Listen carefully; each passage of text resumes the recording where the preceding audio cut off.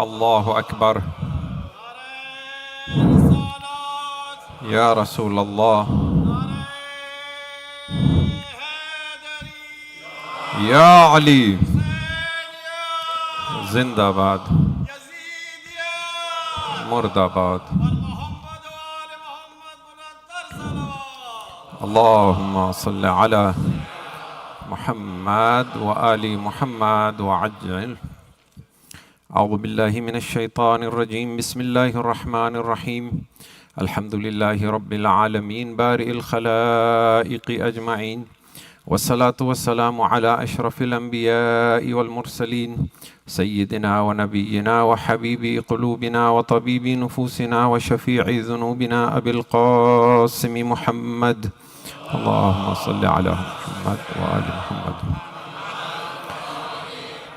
ثم الصلاة والسلام على آل بيته الطيبين الطاهرين المظلومين الميامين المنتجبين، ولا سيما بقية الله في الأرضين، ولعنة الله على أعدائهم أجمعين من يوم عداوتهم إلى يوم الدين.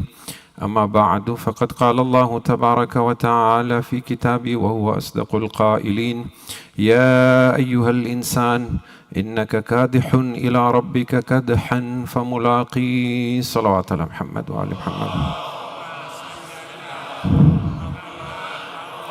محمد. This is our 9th lecture in our series on finding God. And last night we began talking about suffering and the role it plays in our journey towards finding God. And essentially what we were trying to say is that because most of us are driven by our false mind-made sense of self, the egoic self, our real self tends to be asleep. And as a result, we tend to identify more with our animal nature that we call tabi'ah, as opposed to our divine nature that we call fitra. And tabi'ah's nature is that it seeks physical comfort and it flees from any form of physical or emotional pain. In order to come out of this slumber so that the real self awakens, it becomes necessary to undergo hardships in life that are discomforting to the egoic self, but help bring out the true self from this slumber. So rather than allowing our minds to convince us that suffering is unnatural and we should flee from it, when it does come to our door, we need to learn the art of embracing suffering in our life. And because the purpose of life is to find God, and suffering plays a crucial role in this process, there is no human soul in this world that will escape suffering in some shape, form, or another, because otherwise the whole idea of them being born in this realm is negated. The question is, should we invite suffering into our life if suffering is good for spiritual evolution? And the answer obviously is no. Just like we do not make ourselves sick on purpose just so that we can take medicine, and we don't self-prescribe any form of medication to ourselves, rather we try and stay healthy, but we are open to taking bitter medicine or even going under the knife if it means it will save our life. In that same manner, we must do everything we can to avoid suffering, because that is more natural to our tabi'ah. We should even pray to Allah subhanahu wa ta'ala to keep us safe from suffering. But after all that, when suffering does come to our door, and it is out of our control to prevent it, then we must learn to embrace it gracefully and find strength in God and realize the huge opportunity that comes with it for spiritual growth. Often our perspective on worship and reciting supplications or dua, especially at the time when we're going through a difficult period in our life, is to get an answer, and an immediate answer from God for our physical needs. And we hear statements like, Allah won't give me what I want unless I ask Him for it. Or there is this understanding in our mind that if I have a need, unless I really beg and beg Allah, He will not give me what I want. He already gives you a lot that you need without you asking for it. But yes, He oftentimes will not give you what you want until you beg Him and you ask Him for it. But the reason To ask is not so that you get an answer for what you want. The reason to ask is so that you bond with him and make a connection to him. And the reason he doesn't give you everything you want unless you ask him for it, because if he keeps giving you without you asking for it, then there is even less of a chance that you will seek him and find him. We become arrogant then, and we imagine that we have no need for him. As I mentioned previously, a verse from Surah Al-Alaq that said, "Innal insana la yatgha an ra'ahu istaghna." Surely man becomes rebellious when he thinks he is self-sufficient. It is like the example when you tell your child, "You cannot have a candy unless I get my hug." You don't need the hug necessarily, and you know the child would love to have gotten the candy without even having asked for it. The child doesn't see the point of the hug, but you do. For the child, the hug is just a means to get to the candy. But you see the bigger picture, that candies will come and go, and there'll always be a bigger candy that the child will want. But from your perspective, the hug is a primary need for the child in order for the child to thrive and succeed later in life. And time is running out, because if you keep giving the child candy without the hugs, there may come a time when giving a hug is no longer an option. So that hug is that spiritual nurturing that we experience through suffering. We think if I plead hard enough, God will listen to me and a miracle will happen. And the person who is very ill that I'm praying for will be saved, for example. A miracle is already taking place when you are praying. When you fall into prostration, or when you take a rosary and you start calling out to Allah and glorifying your Creator, you are already drawing closer to reality. You are already weakening the veils of this apparent illusion that we call mulk, and you're already drawing closer to the real world that we call malakut. And the fact that you're calling out to him suggests that he is remembering you. You will remember our discussion that you cannot call out to him even in a time of distress unless he inspires you to call out to him and to remember him.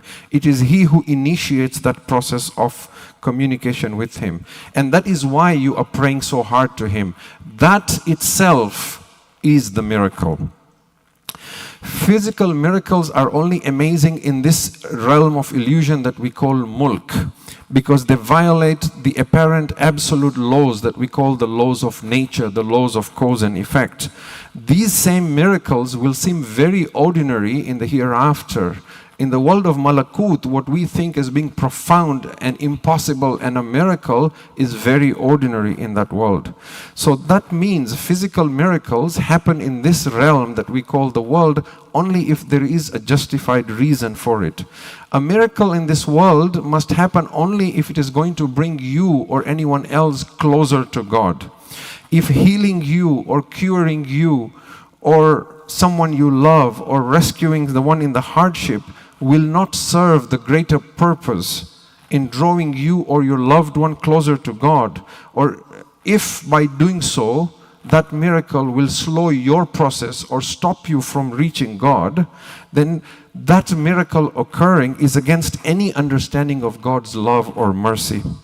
Does that mean we should not pray? No. Because we don't know what effect that prayer will have on us or the person we are praying for.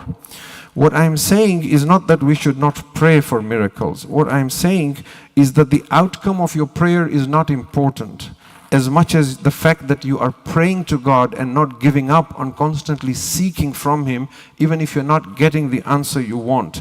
Because even if it seems at this superficial level that your prayers are not being answered, deeper down in the real world there is something tremendous happening.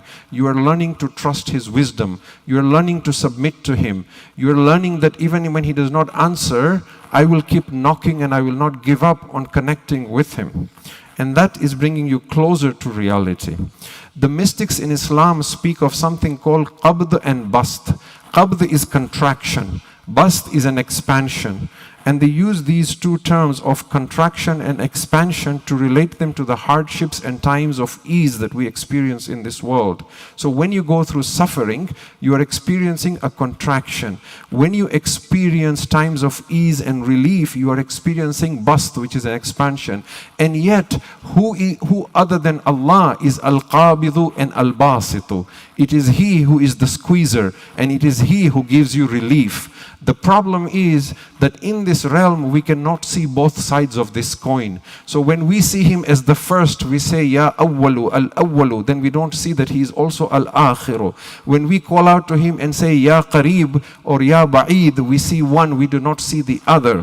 When we call Him Al-Dhahiru or the apparent, then we don't see that He is also Al-Batinu.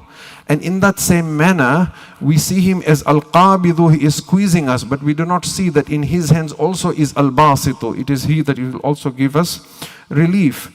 How wonderful it would be if we came to realize that suffering is a gradual process in which God gives you everything initially and then slowly takes away one by one your attachments so that you come and find Him, to induce submission and give you this full realization of your dependency on Him.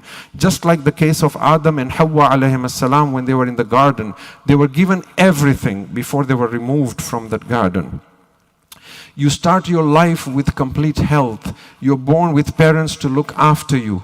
You have shelter over your head. You have no financial responsibility. There is someone to care for you and love you. But as you grow older, you begin to lose these one by one. There comes a time in your life where you lose your parents as your primary caregivers. And as you get old, everything that you took for granted begins to wane and go away. Your hair turns gray. Your eyes begins to dim. Your hearing begins to dim. Your back begins to bend. And as you grow old, and your health and finances begins to erode, you learn to take your sense of security from God instead of other than from Him. So as we progress spiritually, our attachments to other than Him must and will diminish. We should expect that until one day when He has taken everything that could be taken from you, then He will take you as well in His hands of love towards the world of Malakut. In a hadith of Imam Jaffer as-Sadiq salawatullahi wa salamu alayhi, Allahumma salli ala Muhammad.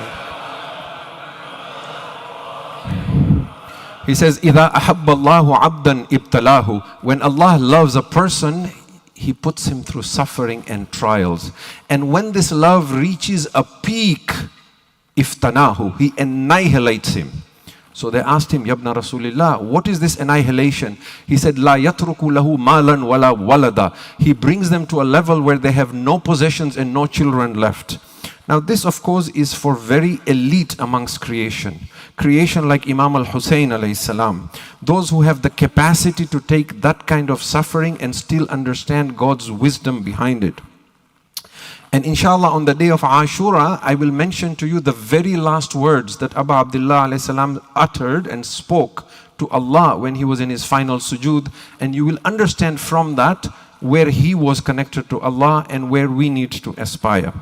Now, before we wrap up this discussion on suffering and how it relates to finding God, there is a question that I want to bring up and then answer. How do I know when I'm suffering that I am suffering graciously and that my attitude towards what has been my lot in life is taking me closer to God and I'm not just stuck in the mud and just spinning my wheels? Because everyone suffers. The answer to this is to look at our attitude towards our lot in life. Sometimes we are grieved about matters that we can control. If the doctors tell me I've got a cataract, for example, that might grieve me. That might cause me some form of suffering. That might cause me some form of inconvenience because I have to now undergo a procedure. But I have a solution to it.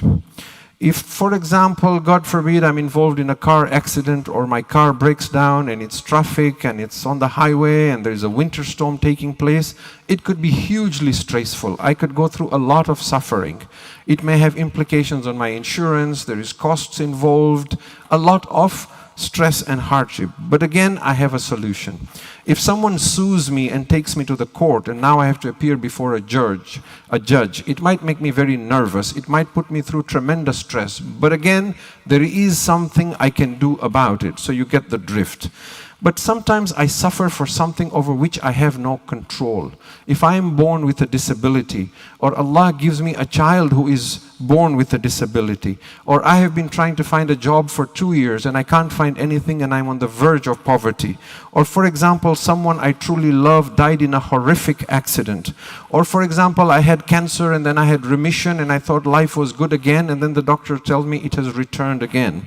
Or for example, my parent is dying in another country and I cannot reach them and I cannot be there with them. Or for example, I wanted to pursue this particular career, but different circumstances within my family and my life prevented me from that career. Or I wanted to live in this particular country and I couldn't. Or I feel I'm stuck in an unhappy relationship and I've tried everything possible to mend it and make it work, but nothing seems to be working. Or for example, I'm imprisoned. So there could be innumerable amounts of sufferings that we will all experience, different types in different forms, that which is needed by us at that moment for our spiritual growth. But in all these examples, there is nothing that you can do easily to get out of it. At that point, there is a fork in the road. One option is to lament. And even though we never articulate this in words, but deep down we become resentful of Allah subhanahu wa ta'ala. Because we fail to see that my challenges in life and my circumstances have been custom made for me, and that is exactly what I need in life in order to progress spiritually. My focus is on mulk. I am thinking I could have done so much in this world if I didn't have this challenge. Allah's focus is on the real life, that if you don't have this challenge, your opportunities to grow and awaken your real self and perfect yourself so that you can live in bliss for all eternity is stinted. This is what you need, but you are refusing to accept it. So we keep thinking, why is He not answering my prayer? Why does He not help me? I had such tremendous potential. I could have done so much in my life if it wasn't for this or that.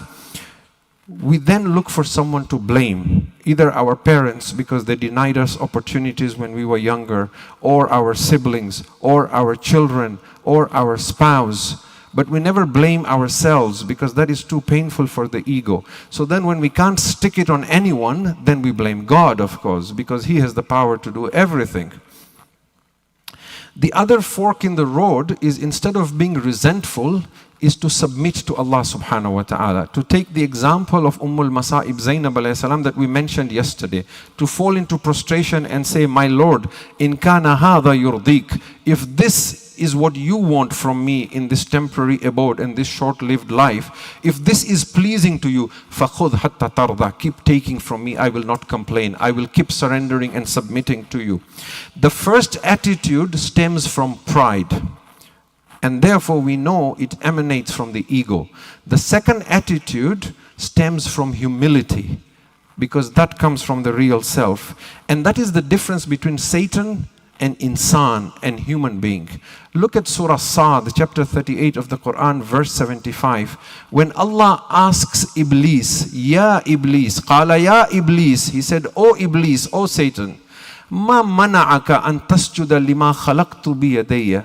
What prevented you from prostrating before the one that I created with my two hands? That means this creature is very special to me. I created Adam with all my love. What prevented you from disobeying me when I told you prostrate before him? Astakbarta, have you become arrogant? Am kunta min al-alin, or do you think you are one of the elevated ones? Shaitan's response was what? Khalaqtani min nar wa khalaqtahu min teen. Now look at him, he is acknowledging you are my creator, because he's saying you created me from fire and you created him from clay. You're acknowledging that you created me, but you're still challenging it. He is resentful that no, this khilafah was mine. I should have been appointed your vicegerent on the earth. This is a humble creature made from clay, from mud. I radiate fire and light. This was mine. So he is resentful. You see the arrogance. And Allah tells him, Astakbarta, were you arrogant? Now look at the nature of insan. Adam also made a mistake. He ate from a tree he was not supposed to. But when he ate from the tree and Allah asked him, why did you eat from the tree when I forbade you? He began crying. He began asking Allah to forgive him. Allah told him, I will exile you now for a few decades. He came to the earth. We have a hadith in Al-Kafi. He cried and he cried and he cried. Some say he cried for 40 days. He cried so much that there was an angel that used to befriend him in paradise. Allah sent the angel to the earth to console Adam. Adam was not crying because now life was difficult, that he didn't have the shade and the fruits and the comfort. He was crying because he felt he had disappointed his Lord. And how do we know this? Because in the hadith of Al-Kafi, the angel does not console him and tell him, don't worry now, it's just farming is not so difficult. I know you're going to have to work for your food. No. He tells Adam, oh Adam, shall I tell you? Before God created you, He told us why He was going to create you. Adam, Allah told us, Inni ja'ilun fil ardi khalifa. I am going to place my vicegerent on the earth. So Allah had always intended for you to be on the earth. You were never meant to be there, O Adam.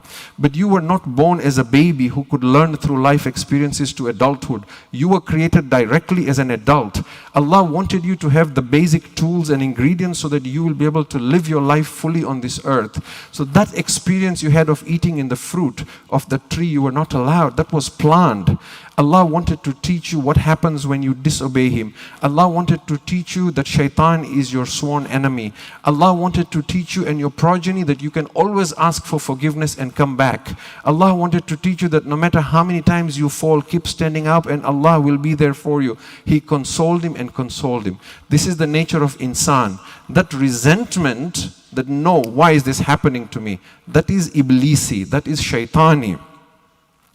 And that is why we see that the master of eloquence, Amir al-Mu'mineen, Ali ibn Abi Talib, salawatullahi wa salamu alayhi. Allahumma salli ala Muhammadin wa ali Muhammad. Brothers and sisters both, please if you can just stand and move forward. This is not only in Zainabi Hall, but also in Marhaba Hall. Brothers, please, you can just stand and just step forward, please. Kindly, if you can do this in the name of Imam Al-Qaim, Hujjat ibn Al-Hassan. If you can stand, please come forward. This is for both ladies and gents, as well as in Zainabi Hall and Marhaba Hall. Please, thank you. Thank you, Jazakumullah, Jazakumullah.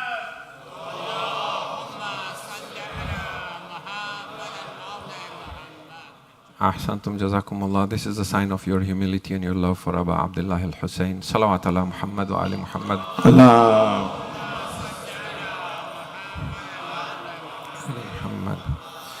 Amir al-Mu'minin alayhi salam, he defines the two pillars of Islam, Tawheed and Adala, in one statement. He says, At-Tawheed an la tatawahhamahu. Tawheed is that you do not bring God to your imagination, waham. Wal adl an la tattahimu. And adl is that you never blame God for anything, tohma.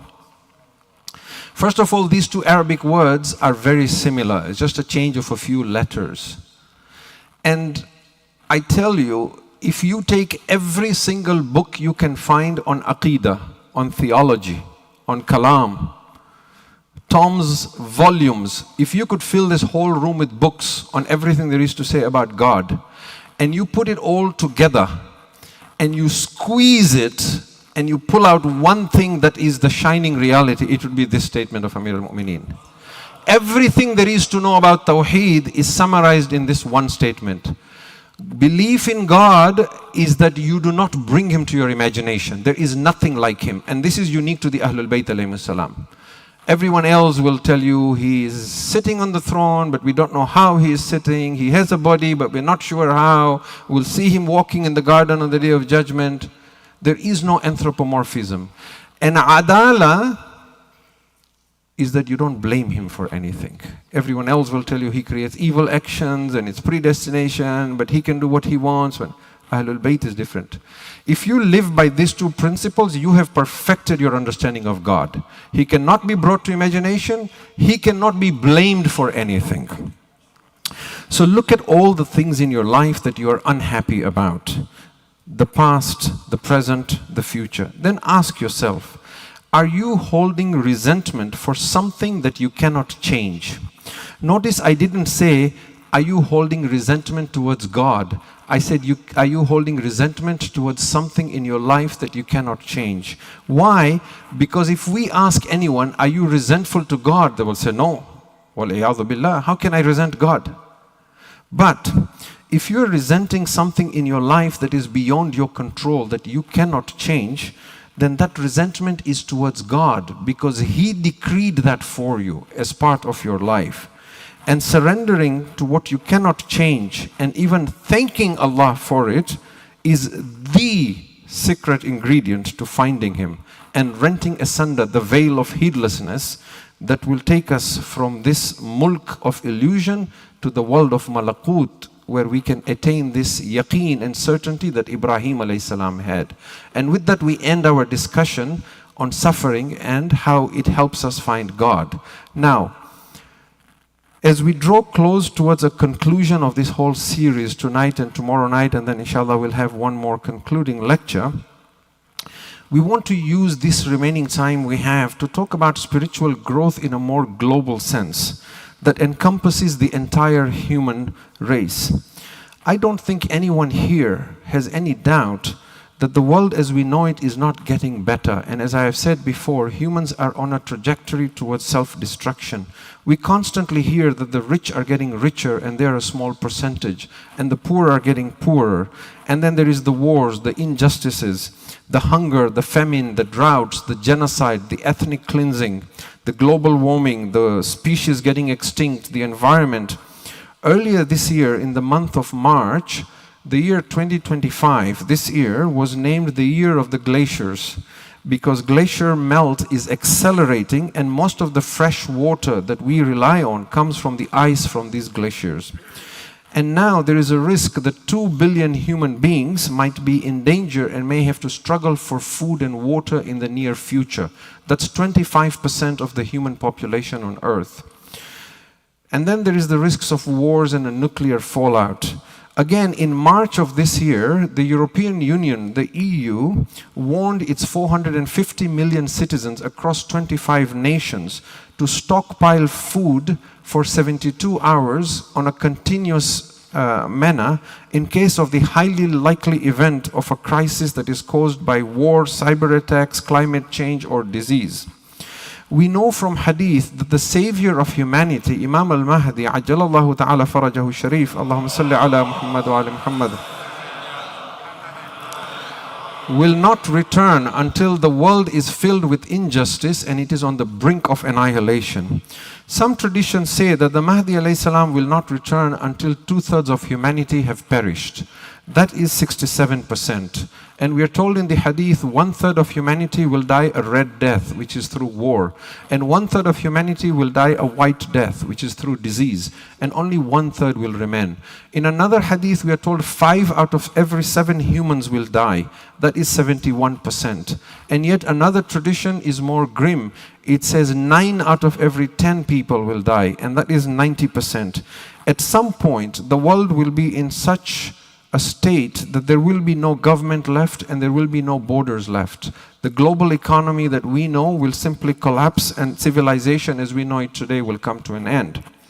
This may explain why that in hadith, besides the elite 313 companions of the Imam, we normally hear that his main army will be 10,000 people and not millions and millions of people. Sheikh al-Mufid in his Kitab al-Irshad mentions a hadith from Imam al-Rida alayhi salam, Allahumma salli ala Muhammadin wa ala Muhammad, that what you are stretching your necks out for, meaning the Mahdi, will not happen until you have been tried and tested and sieved. Hatta tumayyizu wa tumahhisu. And then the Imam says, فَلَا يَبْقَى مِنْكُمْ إِلَّا قَلِيلٌ. and no one will remain amongst you except very few. And then he recited the ayat from Surah Al-Ankabut. Alif Lam Mim. أَحَسِبَ النَّاسُ أَن يُتْرَكُوا أَن يَقُولُوا آمَنَّا وَهُمْ لَا يُفْتَنُونَ. Do people think they will be left alone because they say we believe and that we will not test them? In Biharul Anwar, Allama Majlisi quotes a hadith from Amir al-Mu'mineen alayhi salam that says, such trials will spread that you will not find anyone around you who says, La ilaha illallah, there is no God but Allah. Another hadith says, such times will befall on people that they will not be able to worship God in public except with ishara, except with indicating their finger. From the fifth Imam al-Baqir alayhi salam, he says, before the Mahdi returns, there will be a trial that will be the worst of trials. Yumsir rajulu mu'minan wa yusbihu kafiran. A person will go to bed at night fully perfect believer, he will get up in the morning a disbeliever. وَيُصْبِحُ مُؤْمِنًا وَيُمْسِي كَافِرًا. And a person will get up in the morning an absolute believer, by evening he will have become a disbeliever. Meaning faith will become so trivial, it will be like removing your shirt and just putting it aside. فَمَنْ أَدْرَكَ ذَلِكَ مِنْكُمْ. Now Imam al-Baqir's advice, he says, whoever amongst you encounters that time, فَلْيَتَّقِ اللَّهِ, then let him first be conscious and remain God-wary. وَلْيَكُنْ مِنْ أَحْلَاسِ بَيْتِهِ, then let him lie low and stay at home. Halisa is to stick to something permanently. Hils is a saddle blanket.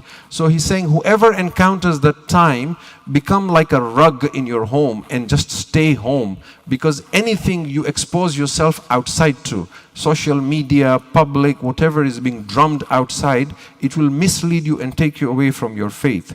Some of the hadith talk of a sieve, which in Arabic is called ghirbal. لَتُغَرْبَلُنَّ غِرْبَالًا. You will be sieved until only some will remain. And then from those who remain, you will be sieved again. And then from those that remain, you will be sieved again. And very few will remain loyal to this. Imam as-Sadiq alayhi salam says, by the time our Qa'im comes forth, there will be people who were firm on this path, following the Ahlul Bayt, who will leave it and turn away from us. And there will be people who are completely removed even from Islam. He uses the word like worshippers of the sun and the moon, and they will come and become followers of the Ahlul Bayt alayhimus salam. Now, in light of our discussion of finding God, how might we understand the wisdom behind all this death and destruction and moral deprivation? Sure, it is our own making. God sent us guides, but we poisoned them, we killed them, we shunned them, and now we must live with the mess that we have created. But then where is the opportunity to find God? A few enlightened individuals here and there is understandable, but as a species, where is the light at the end of the tunnel? And I believe that just as our individual suffering helps us to find God, global catastrophe are meant to purify human souls at a much larger scale.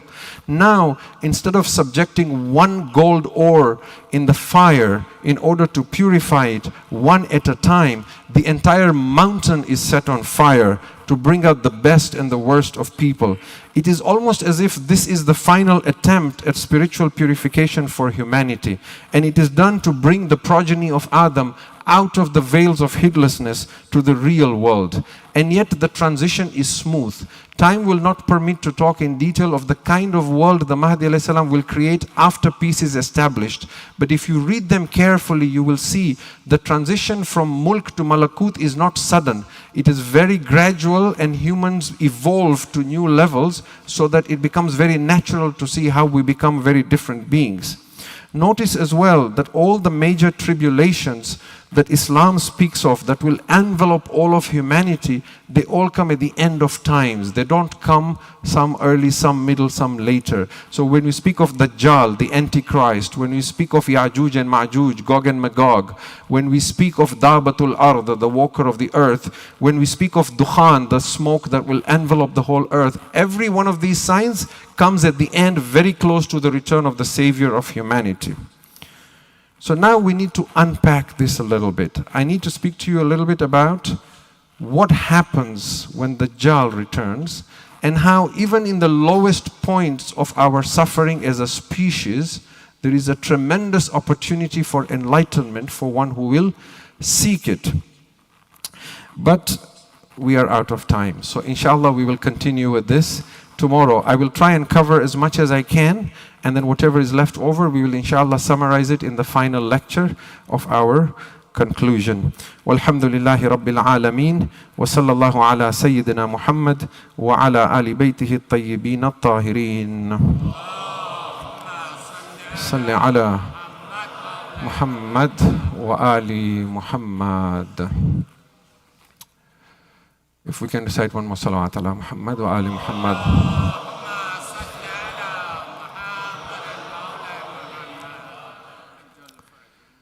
Sallallahu wa sallam alayka ya Aba Abdullah. روحي وأرواح العالمين لك الفداء يا ليتنا كنا معكم سيدي فنفوز فوزا عظيما. The 9th night of Moharram is upon us, and tonight we remember the look-alike of our Prophet, the Shabih of Rasulullah, the beloved son of Hussein Aliyun al-Akbar.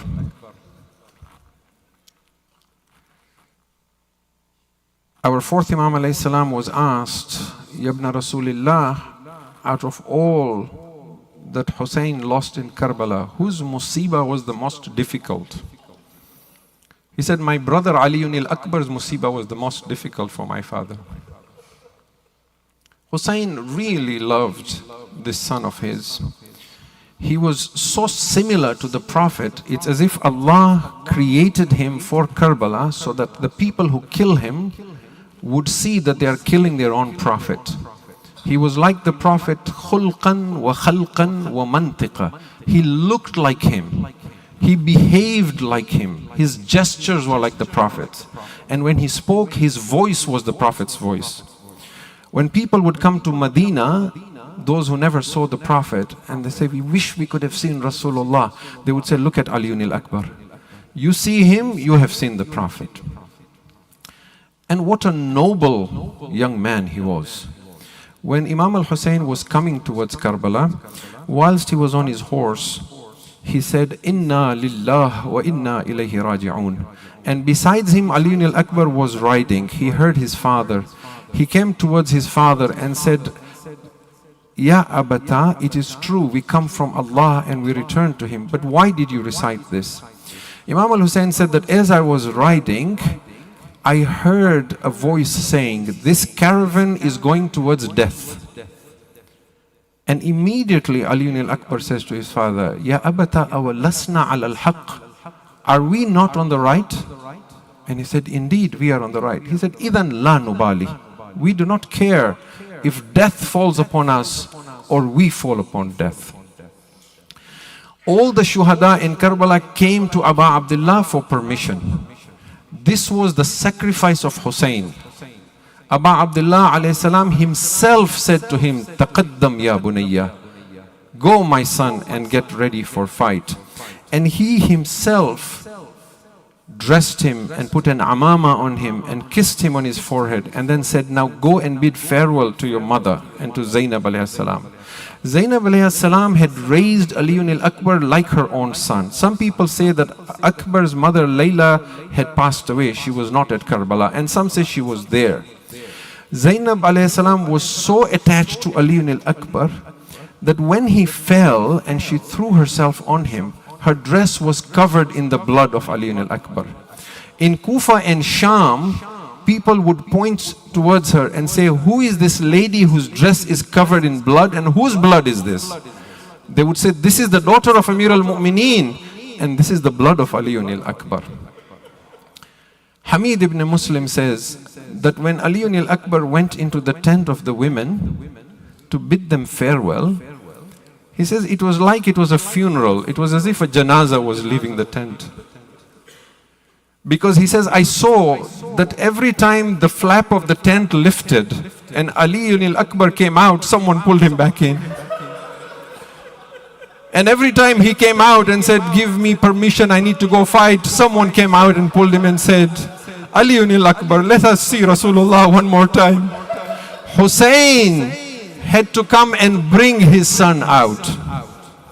ثُمَّ نَظَرَ إِلَىٰ عَلِيٍّ نَظْرَةً آيِسٍ. Then he looked at his son with great despair. And he looked towards the sky and said, Allahumma shhud ala ha'ula'i al-qawm.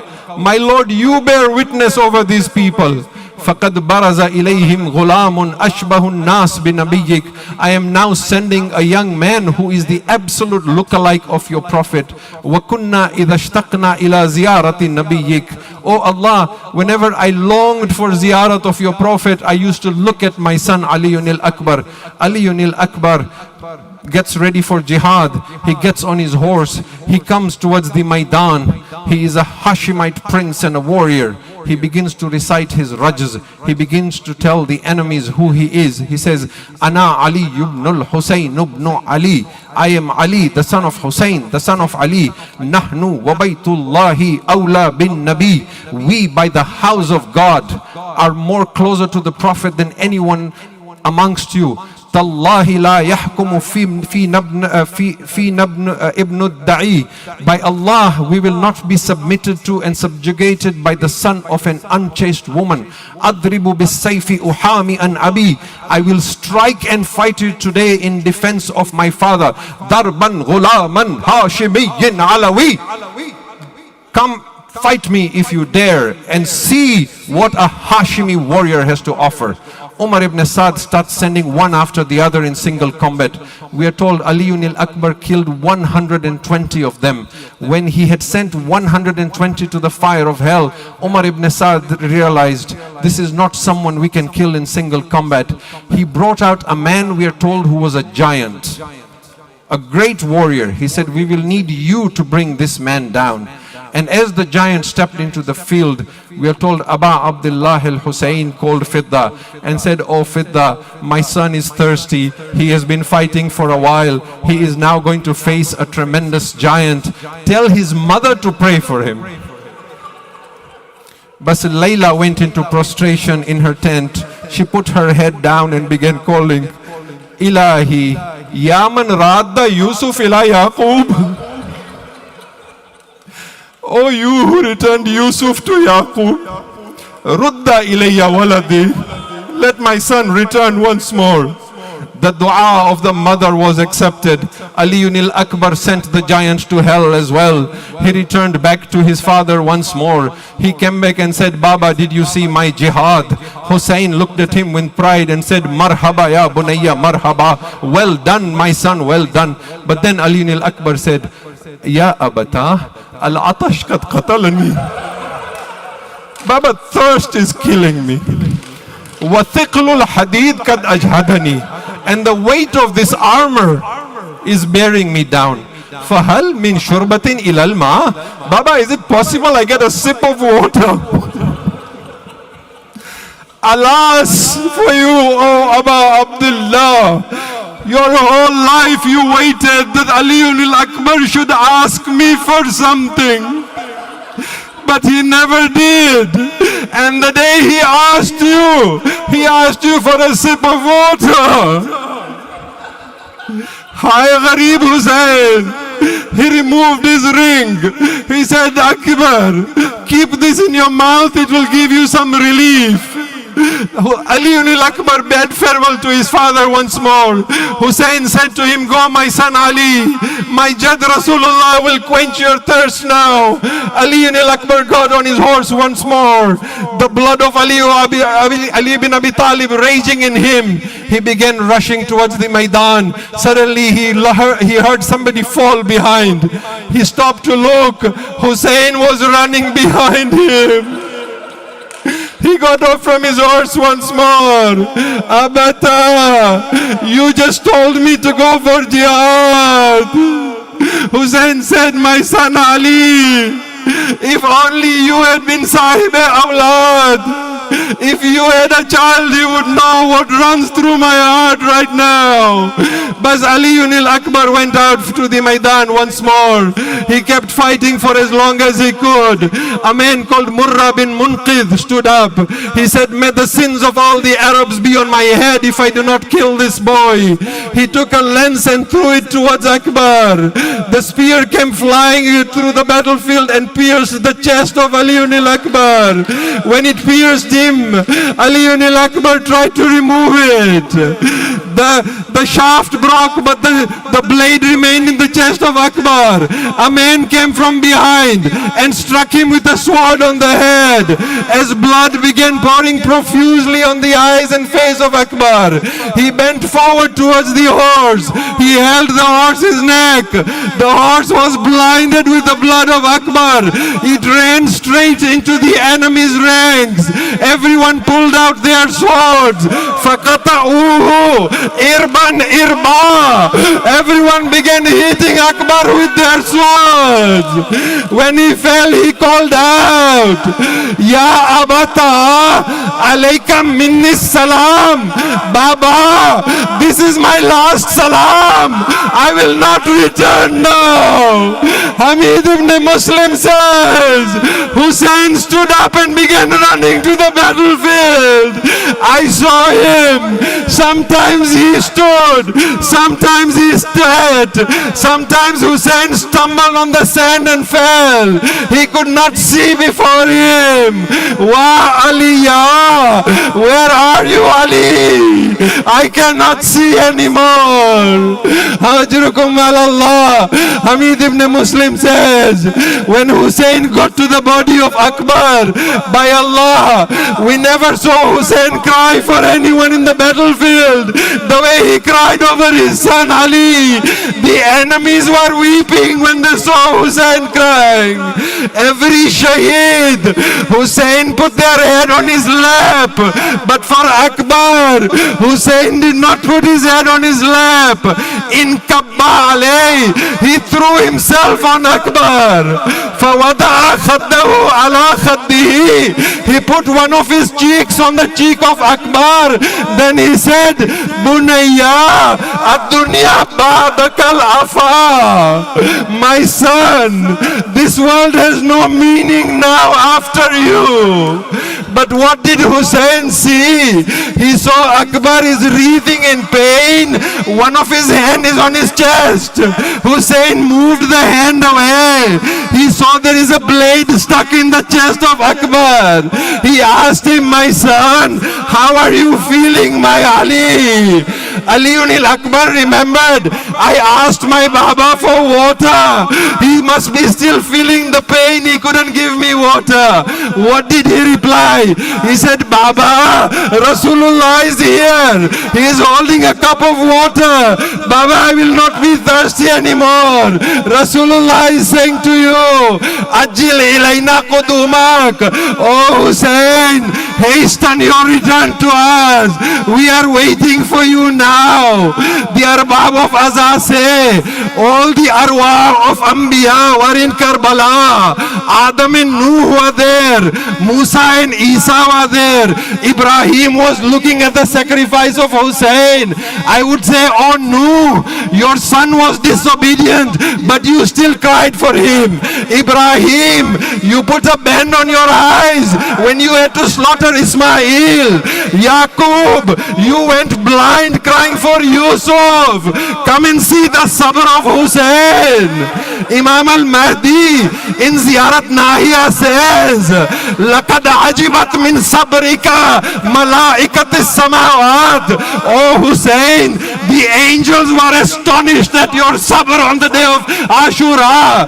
But Hussein knelt on the sand of Karbala. He said, my son Ali, bear patience. I will remove the blade. It will give you some relief. When Hussein took hold of the blade, he turned towards Najaf and said, Bismillahi wa billah, Ya Ali. As he pulled the blade out, the soul of Akbar came out with him. Hussein cried, Bunayya, laqad istarahta min hammid dunya wa ghammiha. My son, you have rested now from the sorrows of this world. Wa baqiya abuka wahidan farida. But you have left your Baba all alone now. Sheikh Al-Mufid says, Zainab could not take it anymore. She could not see a father crying on the body of his son. Zainab ran out to the battlefield. She threw herself on the blood-soaked body of Akbar. She cried, Wa Aliya. She would not let go of Akbar. Hussein had to pull her away and send her back to the tent. Then he turned himself to the tent. He called the children of Banu Hashim. Oh, children of Banu Hashim, I cannot lift this body. Ihmil akhakum. Come help me carry your brother. Aywa Aliya. Aywa Husaina. Aywa Madluma. Aywa Ghariba. Ma'tame Hussein.